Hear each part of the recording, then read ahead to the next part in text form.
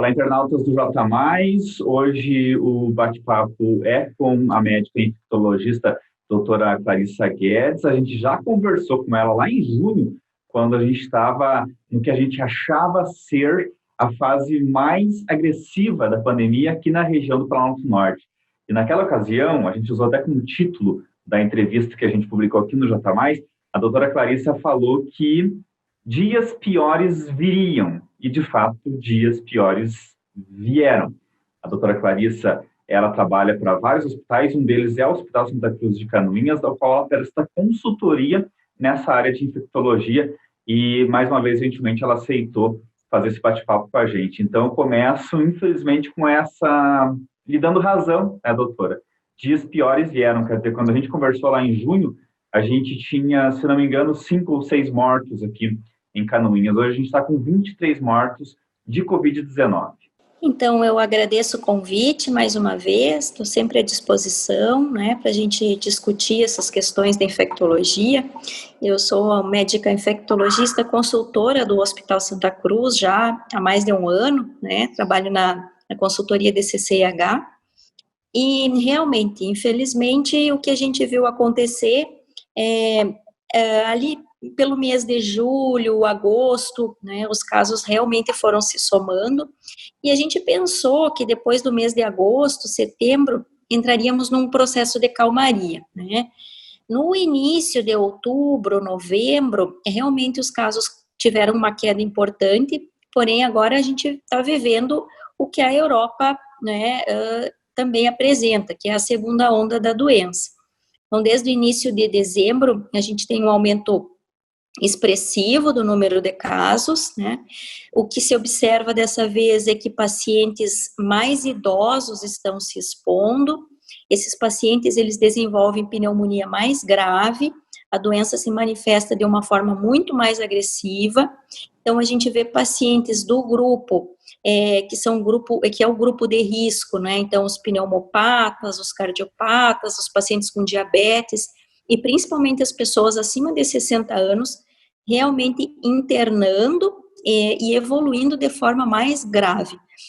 Aqui em Concórdia, onde eu trabalho, nós estamos com 16 leitos de UTI lotados, né, e uma enfermaria de 36 leitos, onde constantemente o que acontece é que a gente dá alta para 2, 3 pacientes pela manhã e internam 2, 3 pacientes à tarde. Então, é uma luta que ainda não terminou, a gente precisa ter consciência de que enquanto a vacina não chega, enquanto as pessoas mais suscetíveis não estão vacinadas e protegidas, o vírus vai continuar circulando, e se essas pessoas forem expostas, existe sim o risco de adoecerem gravemente, né, e precisarem aí de internação, muitas vezes, inclusive, de apoio de unidades de terapia intensiva e ventilação mecânica. Tá? Então, a gente precisa ter consciência nesse momento que a guerra não acabou ainda, estamos em meio ainda a uma situação bastante crítica.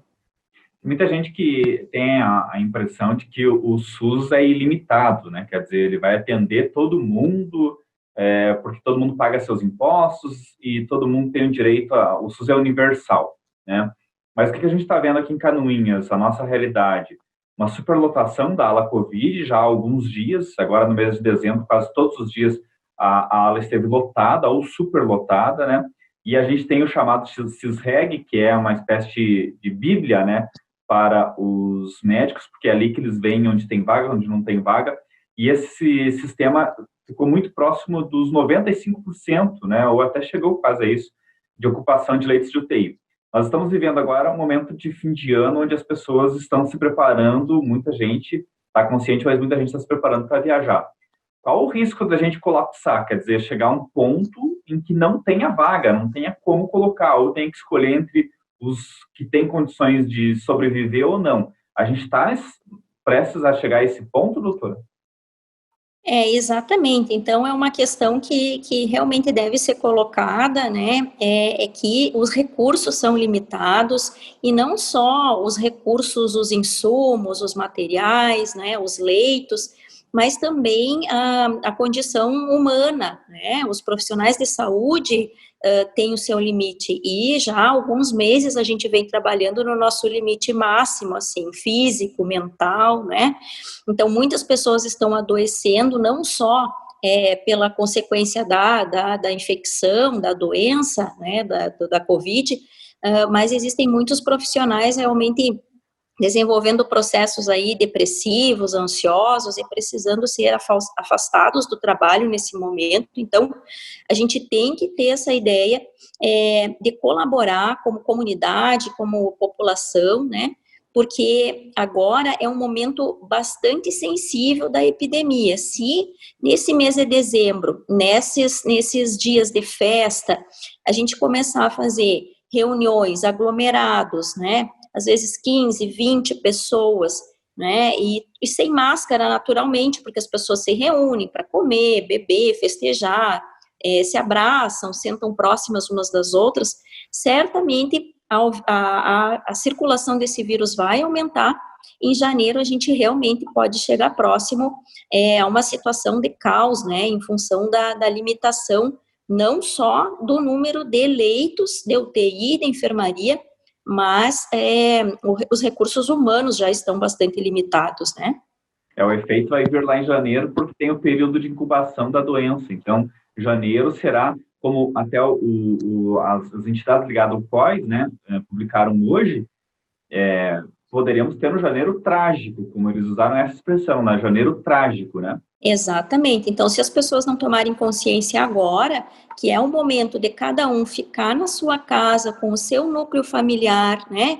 Então, passar o Natal, passar as festas de final de ano junto com as pessoas que moram no mesmo domicílio, né? Às vezes uma família de 4 ou 5 pessoas, e entender que se começar a realmente acontecer essas aglomerações grandes de 15, 20 pessoas dentro de uma casa, muitas vezes expondo pacientes idosos que ficaram durante o ano inteiro recolhidos, né, que eram pessoas que estavam mais protegidas, mais resguardadas, se expor essas pessoas do grupo de risco, e principalmente os idosos, depois de um período de 7 a 10 dias, que é a fase inflamatória da doença, depois da situação da infecção aguda, esses doentes podem realmente necessitar de internação e evoluir de forma muito desfavorável. Então, é o momento da gente expressar amor e carinho pelos nossos familiares, protegendo-os desse vírus, porque realmente, enquanto não vem a vacina, essas pessoas ainda estão expostas e com risco de adoecer gravemente.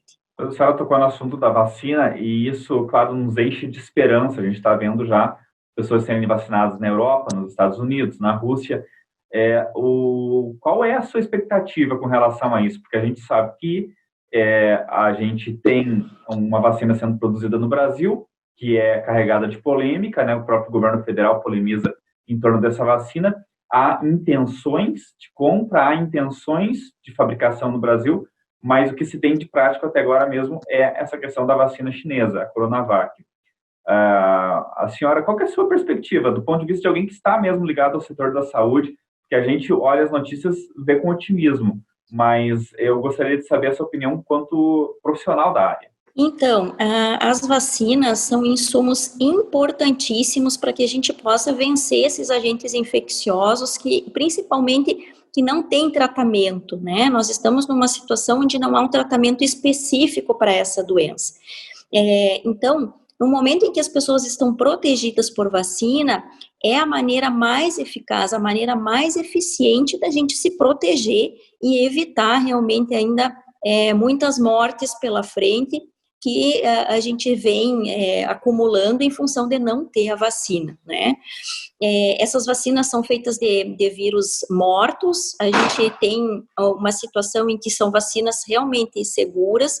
As pessoas questionam, né, muitas vezes, mas foi desenvolvida em torno de 8, 10 meses, 1 ano, né, e as vacinas para doenças infecciosas na antiguidade demoravam 5, 8, 10 anos. E isso, na verdade, tem que ser visto como uma vitória da ciência, né? E não como uma coisa, algo a ser questionado.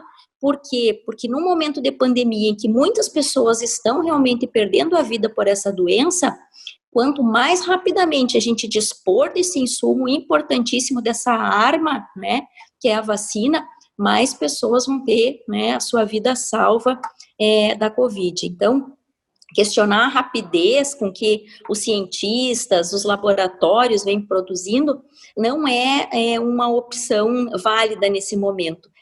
Não se pode comparar as tecnologias que os laboratórios, os pesquisadores, os cientistas têm agora, né, com a tecnologia de 10, 15, 20 anos atrás, onde realmente se precisava de uma década para desenvolver uma vacina. Felizmente, hoje, o cenário é diferente. Veja que para H1N1, quando foi colocada a vacina contra a gripe no mercado, ninguém questionou que a vacina contra H1N1 foi colocada em cerca de 1 ano, né? Então, quantas vidas foram poupadas, quantas pessoas realmente foram protegidas graças à rapidez realmente da colocação dessa vacina no mercado, e até hoje uma vacina segura e que protege contra a influenza. E para esses grupos de risco, principalmente, é uma situação que a gente deve comemorar, né, e não questionar dessa maneira que vem sendo questionada pelos movimentos anti-vacina, né. Eu sempre gosto de falar com as pessoas que vêm colocar para nós, pois é, mas e doutor, essa vacina é confiável, a senhora faria, né, a senhora faria essa vacina, porque eu não passei pela Covid ainda, né, e aí eu penso o seguinte, se a gente fosse discutir, né, com as pessoas que foram a óbito e que não tiveram a oportunidade de serem vacinadas, com certeza essas pessoas não teriam dúvida nenhuma no momento da vacinação. Então, para quem está saudável, para quem está de fora, é muito bonito levantar a bandeira, né, desse movimento anti-vacina e dizer que muitas pessoas podem sofrer efeito colateral. Quando a gente está em meio a uma guerra e essa doença pode matar, a gente precisa realmente das armas, né, o mais rápido possível e das mais potentes que a gente possa lançar a mão para salvar essas vidas que, né, têm evoluído tão mal, principalmente os pacientes mais idosos e do grupo de risco em função dessa doença gravíssima. E até agora não tem nenhum relato de nenhuma das vacinas que estão sendo aplicadas no mundo de um efeito adverso que seja irreversível, que seja traumático, né, doutor? Claro que não. Então, assim, são vacinas, eu repito, que são feitas de vírus mortos. A gente não tem, como em outras situações, por exemplo, da febre amarela, onde a gente tem vírus vivo atenuado, que muitas vezes existe uma situação até de uma doença, né? Ou, às vezes o paciente evolui até com sintomas da própria doença, na febre amarela, porque é um vírus atenuado. Aqui a gente está falando de vírus morto, né? Então, os efeitos colaterais realmente não são a de serem assim considerados como situações adversas graves. A gente tem que colocar realmente em consideração a mortalidade para esse grupo etário que vai ser vacinado e protegido, né? Essa questão, doutor, ainda ligada à vacina, de pessoas que dizem, eu já tive Covid e não vou tomar, como o próprio presidente Bolsonaro tem dito. Está correto? Quer dizer, quem já teve não precisa tomar? Então, existem muitos casos na literatura que agora realmente a gente tem observado e comprovado de reinfecção, né? Então, muitas pessoas que tiveram infecção lá em janeiro, fevereiro, março, agora expostas novamente, estão desenvolvendo sintomas da Covid, coletam os exames, que o exame mais fidedigno é o PCR, a coleta do vírus na secreção nasal, tem vindo positivo, né? Muitos pacientes com a sorologia IgG, que é um marcador da infecção prévia, já negativa, e o IgM, que é um marcador da infecção aguda, positiva no sangue, né? Então, a gente realmente tem visto alguns casos de reinfecção. Para as doenças infectocontagiosas, a maior parte das doenças virais, a gente tem uma situação que a gente chama de imunidade cruzada. Muitos pacientes que se infectam com alguns vírus respiratórios acabam desenvolvendo um certo nível de imunidade cruzada contra outros vírus, né? Mas, na situação da Covid, como é uma doença muito nova, a gente não tem como afirmar realmente quanto tempo a pessoa está protegida depois da infecção aguda. tá? A imunidade não é só humoral, a imunidade é também celular, existem outros mecanismos de defesa que nos protegem, além dos anticorpos, né? Então, estes casos que estão aparecendo agora nos dizem que realmente existe uma possibilidade grande dessa imunidade não ser permanente, né? Pelo menos para algumas pessoas. Então, mesmo que a pessoa já tenha passado pela infecção, e isso tenha acontecido há mais de 4, 6 ou 8 meses, estes pacientes que são do grupo de risco, principalmente os idosos, vale a pena realmente aí a questão da vacinação ser colocada, porque não existe nada na literatura que afirme que as pessoas vão estar imunizadas por toda a vida depois da infecção aguda. Outra situação, eu moro com os meus pais, exemplificando, né? E aí eles tomam a vacina, mas eu me recuso a tomar. Que risco eu ofereço para eles, além do risco que eu mesmo corro de me infectar? Então, a gente sabe que nenhuma vacina é 100% eficaz. Não, a gente não tem como dizer assim, olha, você vai tomar vacina contra o coronavírus e existe uma certeza de 100%, né, que não vai acontecer uma infecção por este vírus. Então, você não vai ficar doente não vai desenvolver Covid depois da vacina em 100% dos casos. Eu te afirmo 100% que isso vai acontecer. Então, não se pode falar nesse tom, porque nenhuma vacina é 100% eficaz. Existe uma margem, às vezes, de 5, 10, 15, 20%. Eu te asseguro que uma vacina com 80%, né, de eficiência já é alguma coisa muito importante e já é um benefício muito grande, né? A maior parte das vacinas não chega a esse percentual, tá? Então, se um idoso se vacina dentro do domicílio e alguém que está em convívio constante com essa pessoa se infecta, então acaba, né, não cuidando dessa parte aí do aglomerado, de evitar, né, essas situações onde existem muitas pessoas juntas e sem máscara e tal, e aí se infecta fora do domicílio e traz vírus para casa, existe a possibilidade ainda assim desse idoso que foi vacinado se infectar. Então, a vacina é uma arma muito importante, deve ser realmente levada em consideração, a gente espera ansiosamente por ela, mas não significa que as outras medidas devam ser colocadas de lado, né? Porque todas as medidas para prevenção ainda são muito importantes, pelo menos quando enquanto a gente não tiver uma grande parte da população vacinada. A máscara ainda vai nos acompanhar por muito tempo? Provavelmente sim, né? Até porque vacinação, ainda mais num país, né, com uma extensão tão grande como o nosso, não é questão de uma semana ou duas para a gente conseguir vacinar tantas pessoas. Então, isso pode durar de 2 a 3 meses, talvez a gente ainda entre fevereiro, março, até abril vacinando, né? Então, durante esses 3 a 4 meses em que a vacina não foi colocada à disposição para toda essa população que corre risco, ainda é importante usar máscara, álcool gel e evitar aglomerados, com certeza. A senhora está com uma perspectiva até mais otimista, então, né? Porque tem uns que falam que a gente vai usar o ano todo, ano que vem ainda máscara, e vai ter que se manter distante das pessoas. Eu ainda tenho essa ideia mais otimista de que provavelmente a gente leve aí 3 a 4 meses, provavelmente até março, abril, para vacinar pelo menos as pessoas que correm mais risco. E aí depois, né, desse tempo, a gente vai ter uma certa segurança para relaxar um pouquinho mais. Mas até realmente março, abril, maio, talvez até metade do ano que vem, essas questões aí de afastamento social e do uso da máscara ainda precisem ser levadas em consideração, sim. Todo esse auê que existe, toda essa discussão que existe, essa polêmica em torno de quando que vai começar a vacinar, o Plano Nacional de Imunização, que foi apresentado semana passada, se isso é a questão das seringas. A senhora acha que do seu conhecimento de saúde pública e do know-how que o Brasil tem em termos de campanhas de imunização, campanhas nacionais de vacinação, Não há um pouco de exagero nisso tudo? Ou realmente a senhora se preocupa com isso? Quer dizer, vai ter vacina para todo mundo? Vai ter ampola para todo mundo?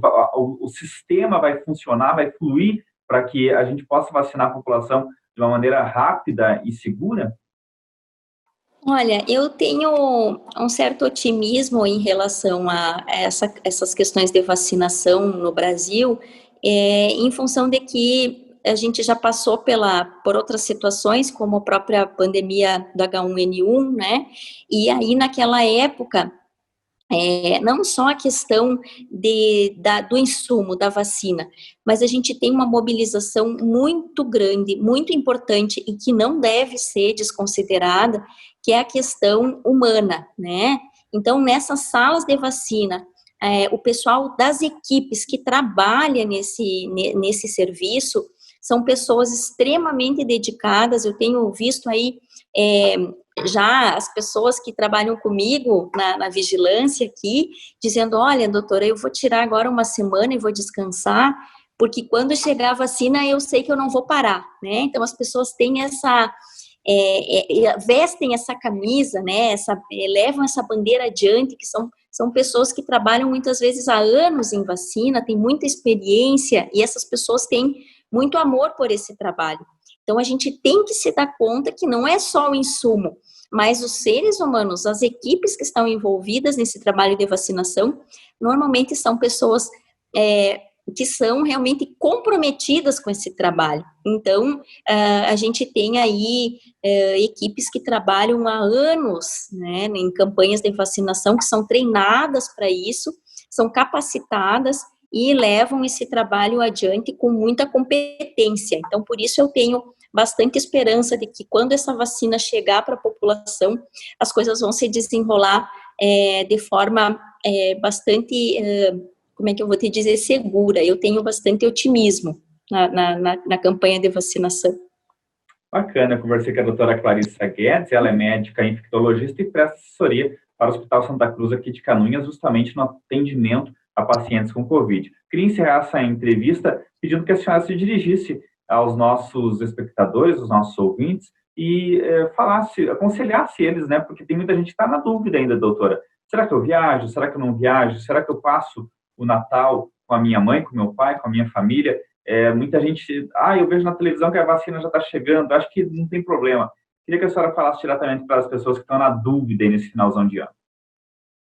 Olha, eu vou deixar uma mensagem assim, que eu acho importante que a gente, como profissional de saúde, como pessoa, a gente não fale para as outras pessoas o que a gente não faz, né? Como assim, eu digo para o outro o que fazer, mas eu não faço, né? Faço o que eu digo, mas não faço o que eu faço, né? Então, eu tenho uma família grande, né? Eu tenho pais idosos que moram em outro estado, inclusive são lá do Rio Grande do Sul, e esse ano eu não vou viajar, eu não vou ficar com os meus pais, e eu não quero ter, né, na minha bagagem, assim, essa sensação de que se uma pessoa, um idoso da minha família adoecer por Covid, tenha sido eu, né, a carregar esse vírus, infectar essa pessoa, como muitas vezes tem acontecido dentro do hospital, né? Eu vejo idosos internados, evoluindo de forma muito grave, até perdendo a vida, que foram infectados por seus filhos, né? Pessoas que moram dentro da própria casa, muitas vezes que foram trabalhar, né? Não é nem questão de ir em festa, de aglomerar, as pessoas estão expostas muitas vezes durante o trabalho, né? E trazem esse vírus para casa. Então, para que a gente tenha a nossa consciência limpa, que fizemos o nosso papel, que poupamos os nossos idosos, os nossos familiares que estão nesse grupo de risco, que a gente fique em casa, faça aquela chamada lá pelo telefone, pelo WhatsApp, né? Entre em contato com os nossos familiares queridos e que estão ainda sob risco de adoecer, entre em contato pela internet, enfim, né? Para que a gente tenha segurança, que essas pessoas possam passar com saúde, serem vacinadas, estarem seguras, para que no próximo ano, sim, né, a gente possa passar um Natal repleto de carinho, de amor, unidos, abraçados, em segurança realmente, diferentemente desse ano. A gente possa ter a nossa consciência bem tranquila de que a gente está levando amor e carinho, mesmo que seja à distância, né? E não doença para os nossos familiares queridos. Tá bom, muito obrigado, doutora Clarice, mais uma vez, por ter nos atendido. Eu que agradeço e fico sempre à disposição. Um bom ano novo para nós com muita saúde. Para a senhora também.